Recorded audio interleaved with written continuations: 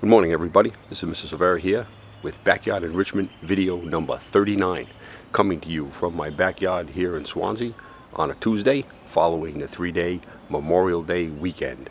Hope everyone enjoyed it. It was a good time to honor all of those fallen heroes who made the ultimate sacrifice for our country, and I think that it was great. So we start this video, as we do all of our Backyard Enrichment videos, with a little appreciation. I wore the shirt last week, and then I realized that we hadn't appreciated our friends in the Swansea Fire Department. So today's appreciation goes to all the men and women of the Swansea Fire Department, Chief Hayter, Deputy Chief Patterson.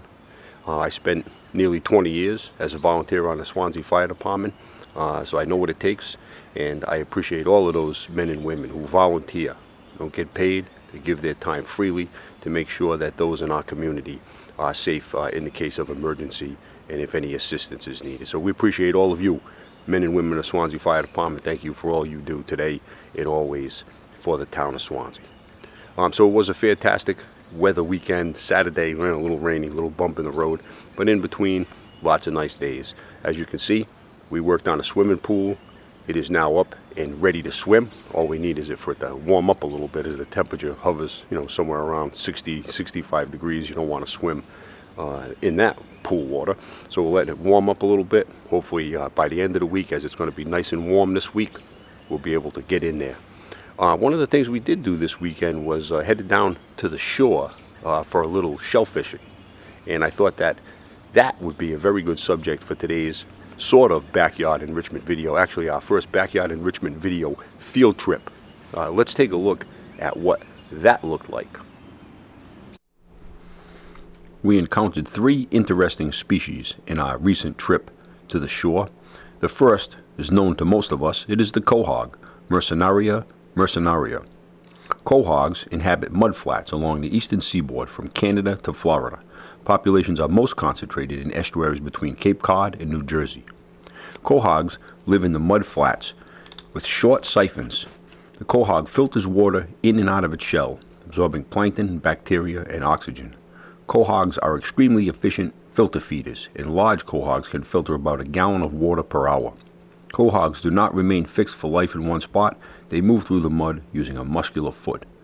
Different sizes of quahogs have different names, like bulls, cherry stone, and little necks.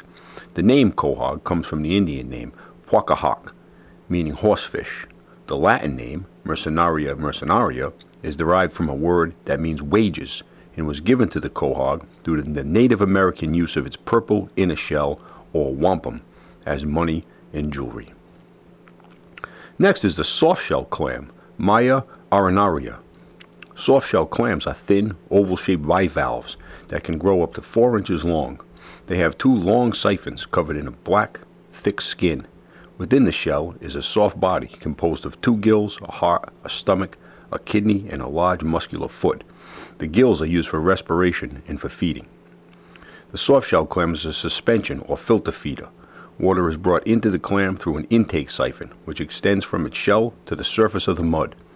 As the water passes over the gills, oxygen is removed for respiration, and small hair-like structures, known as cilia, trap plankton for food. The particles of food are transported to the mouth, and the water is passed out through the exit siphon. When the tide is high, the siphons are extended out of the burrow. They are retracted during low tide. The siphons are encased in a fleshy tube and cannot be fully retracted into the shell. Soft-shell clams spawn in early summer. The eggs develop into free-swimming larvae or plankton and eventually settle onto the hard substrate, attaching themselves with a sticky thread secreted from a large mobile foot. This abyssal thread keeps them from being swept away by waves. Once mature, the foot reduces in size and each animal releases from the substrate to burrow into the sediment, where it will remain for life. The third species we saw was the spider crab, Libaninia armaginata. Found from Nova Scotia to the western Gulf of Mexico, the spider crab is one of the most widely recognized of all New England marine inhabitants. The carapace, the upper hard shell of this crab, is round and spiny, with 9 small spines running down the center of the back. Its tapered snout and small eye stalks are located on the rostrum, or the tip of the carapace, which extends out in a shallow V-shaped notch. When its legs are outstretched, the common spider crab can reach a spread of up to 1 foot, while males grow larger than females. This crab has white, narrow claws that are slow and not very strong. It has a tapered snout and short eye stalks. These crabs are sluggish, unaggressive scavengers with poor eyesight. Sensitive tasting and sensing organs located on the tips of its walking legs allow the common spider crab to identify food in the water or mud as it walks. It will often feed on large starfish. Common spider crabs must molt to grow. When molting, this crab clings to the top of eelgrass close to water's surface. They molt in large pods in the fall, hibernating in dense patches in the winter and mating in large groups in the spring. Females, close to releasing eggs, are held behind males and aggressively protected. The young hatch from eggs that are bright orange-red when laid but turn brown during development. It takes about 25 days. Spider crabs are living fossils. Their remarkable ability has enabled it to thrive practically unchanged for hundreds of millions of years. Maybe you can get down to the shore, see some of the remarkable species that live there in Swansea. There it is.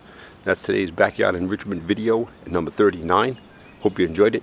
I will be back with you tomorrow for Backyard Enrichment video number 40.